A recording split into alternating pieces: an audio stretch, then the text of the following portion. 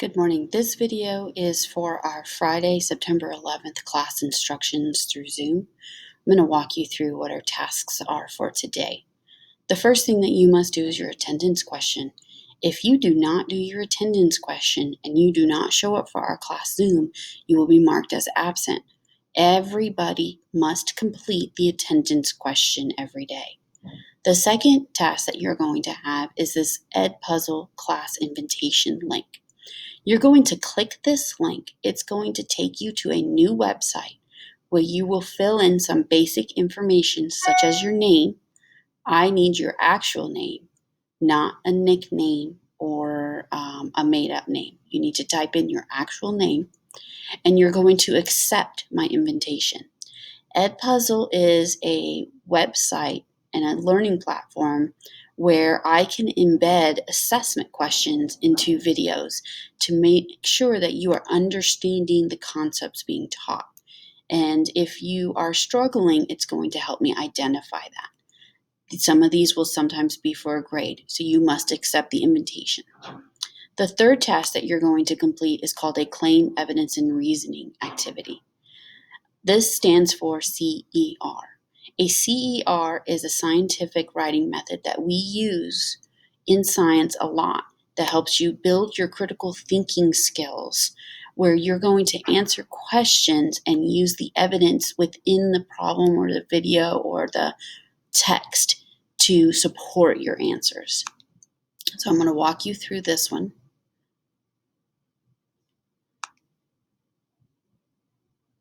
The first half of this document is really for you to read through, and it provides you instructions. Okay, so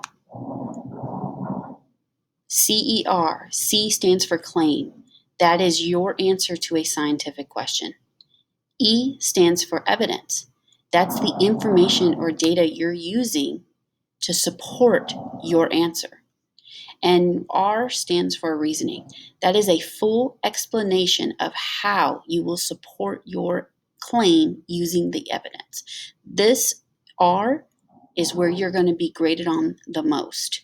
If you have really good claims and you document your evidence well, but you cannot write a very good and sound R, that's where it's going to affect you. So we're going to be practicing on that throughout the year. So your first activity is to watch this video. It is a Doritos commercial about who killed the cat. So in this video, there's a lot of evidence about who killed the cat and who's trying to cover it up. In slide number 4, it says guiding question, who killed the cat? You must watch the video. I would pause here and watch the video and then come back to this instructions. Okay, so hopefully you have watched the video. So the guiding question is who killed the cat? So think through. The majority of you will say that your answer is the dog killed the cat. Okay, what is your evidence? In the video, we saw that the dog is seen burying the red and blue dog or cat tags. He covered it up with his paw. Another evidence is that we saw is that the tags that he buried match the cat tags from the missing poster. Another piece of evidence in that video is we see the dog bribes his owner with a bag of Doritos with a note that says, "You didn't see nothing." That's kind of suspicious. And the last piece of evidence we have is that when the wife asks the husband if he's seen the cat, his reply is no after he sees the dog at the window with another bag of Doritos. So what is the dog doing? The dog is bribing the husband, saying, "I'll give you Doritos. You don't tell the wife I killed the cat." So his reasoning, or your actual facts, your reasoning is, since the missing cat poster shows Fluffy wearing red and blue tags and the dog is caught burying them, I can infer means assume, that these tags belong to Fluffy and that the dog knows what happened to Fluffy and is hiding evidence. The note was written by the dog and may be seen as a bribe. So he's inferring, he's taking in all this evidence and knowledge and using his background knowledge and what he knows to come to a conclusion. On the next slide, we put that conclusion, we put all three pieces into a paragraph form. So, who killed the cat? Explain your answer and support it with evidence from the video. So your answer should read similar to this response. I'm going to include my claim, which is highlighted in blue. That's always going to start off my paragraph.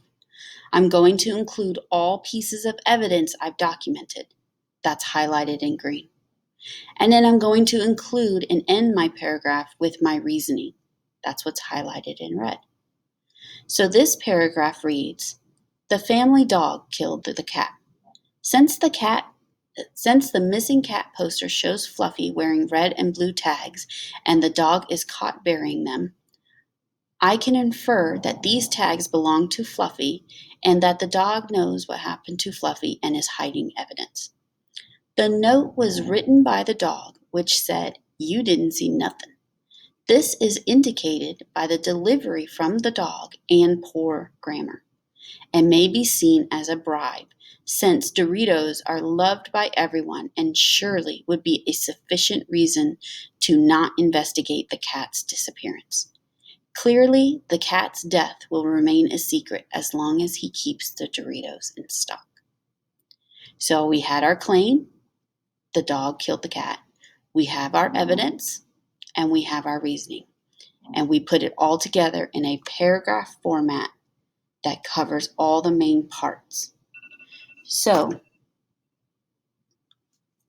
on the next slide, I provide you with another video of who burned down Cheryl's she shed. You're going to watch this video and you're going to complete slides 8 and 9 on your own. And you're going to try and succeed, because this is a smart class, to answer the question, who or what burned down Cheryl's she shed? So you're going to type your claim here. That's your answer. You're going to list your evidence. You're going to list your reasoning. And then on the final slide, you're going to put all three pieces together into a solid paragraph response. If you have any questions, you can come back into the Zoom or you can email me and I will be able to get back to you as quickly as possible.